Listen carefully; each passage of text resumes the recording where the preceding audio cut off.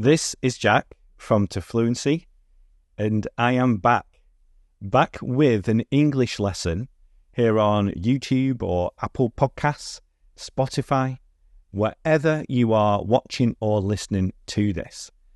Today we're going to talk about 10 English idioms about time.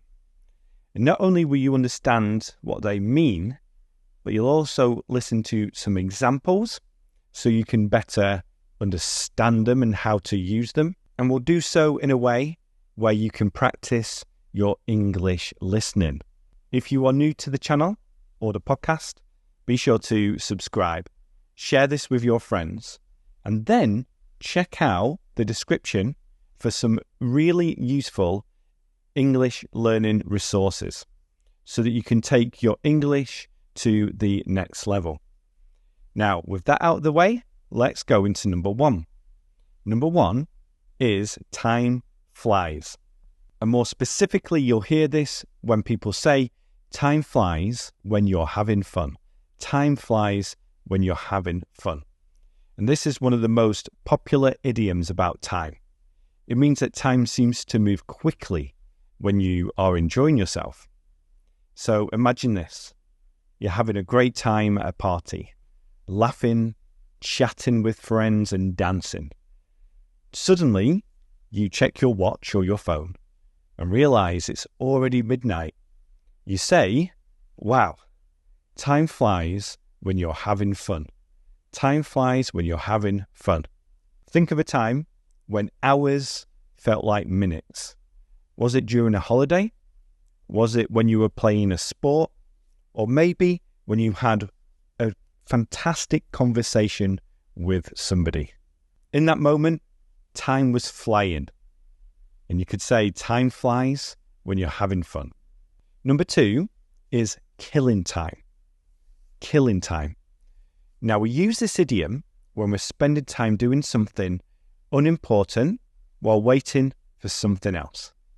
For example, I was at the airport 3 hours early, so I just walked around the shops to kill time. So kill time is to do something that isn't the main focus of what you want to be doing. But it's when you're waiting at the doctor's office, you're waiting for a friend to show up somewhere, so you kill time doing something else. What is your go-to activity for killing time? What do you normally do when you kill time? Maybe it's scrolling on your phone, which is very popular, listening to music, or something that I like to do, people watching. Just watching people do things wherever you are. It's a simple idiom, but one you'll find yourself using often. Number three is time is money. Time is money. This idiom emphasizes that time is valuable, just like money. And if you waste time, it's like wasting money. And this is often used in situations where the person is focused on business. They have a business mindset and they're always wanting to be doing something productive with their time. For example, you might hear someone say, come on, let's not sit around all day. Time is money. Let's not sit around all day. Time is money. So it's particularly useful in business settings. And I like this one because it's simple and it reminds us to use our time wisely. The next one is on borrowed time. On borrowed time. And this is used for situations or things that aren't expected to last much longer.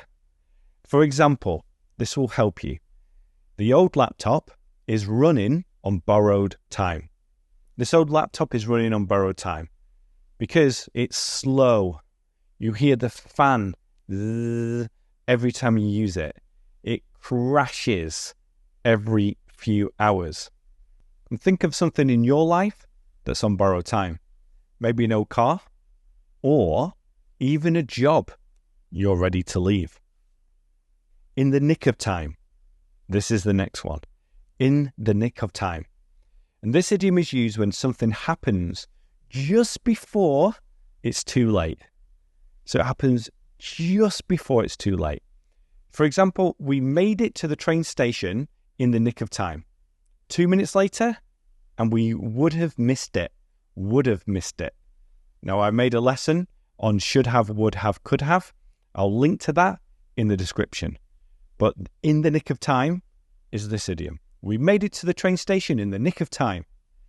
So a question for you is, can you think of a moment when you arrived or finished something at the very last second?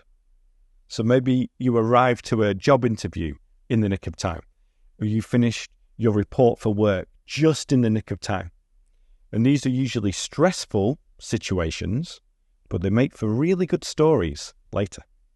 Before the next one, just a reminder, check the description because I'm going to list these idioms for you so you can read them. And then also check the description for English learning resources. So I'm going to link to some useful courses and books and things like that for you. The next one, time of your life. Time of your life. I love this one.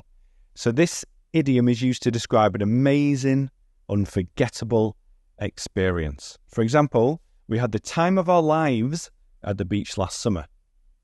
We had the time of our lives at the beach last summer. And in the present continuous, you might say, I'm having the time of my life. This vacation is incredible. I'm having the time of my life. So what's been the time of your life so far? Write it down and practice saying this phrase. And it's great for sharing exciting memories with friends. So to think about it in the past, we had the time of our lives. We had the time of our lives. The next one is better late than never. And it's used with that intonation, better late than never. So we use this to say that doing something late is better than not doing it at all. So doing something late is better than not doing it at all. For example, he finally showed up to the meeting. Better late than never. So he finally showed up to the meeting. He finally got to the meeting, which is better late than never. So it's better to do that than doing nothing at all. So think about something you've done recently that took longer than expected, but it was still worth doing. And this idiom is a great way to stay positive. We have 3 more left, so stay with me until the end of the lesson. The next one is against the clock. Against the clock. And this idiom describes a situation where you're rushing to finish something before a deadline or before time runs out. Before we talked about in the nick of time, do you remember that one? This one is similar, but listen to this example. We were working against the clock to finish the project before the big meeting. We were working against the clock. So we tend to talk about this one in the present continuous. We're working against the clock to get this done. We're working against the clock to get this done. And again, this is probably more used in business settings and also in school or university settings. So imagine this. You've got an exam tomorrow and you haven't even started studying. That feeling of urgency. Oh, I have to get this done. I don't have a lot of time. That's working against the clock. The next one is make up for lost time. And I like this one a lot. And this idiom means trying to do something quickly or intensively because you've wasted or missed time earlier. We didn't see each other for years, so now we're spending every weekend together to make up for lost time. We're spending every weekend together to make up for lost time. So think about a project or friendship where you've fallen behind. You haven't done this project recently. You haven't seen a friend for a while. And when you finally focus your energy on this, you're making up for lost time. This often has an emotional aspect to it, like reconnecting with loved ones or catching up on something meaningful. Is there anything in your life that you'd like to make up for lost time on? Maybe learning English, maybe watching my videos, or spending more time with family. And then the last one, you've done it. The last one, number 10, time will tell. Time will tell. This means that only time can reveal the outcome of a situation. Only time can reveal the outcome of a situation. For example, I don't know if this new policy will work, but time will tell. I don't know if the new policy will work, but time will tell. It's a great way to express patience or uncertainty about the future. Maybe you've started a new hobby like playing the guitar. Will you become a master of the guitar? Time will tell. You're uncertain and you have to be patient about it. Those are the 10 idioms, and they're not just expressions, but they are tools to help you connect with others and express yourself more naturally. So to master these, take this lesson again, write them down as you listen to them, and then think of some examples in your life that you can use to use these idioms.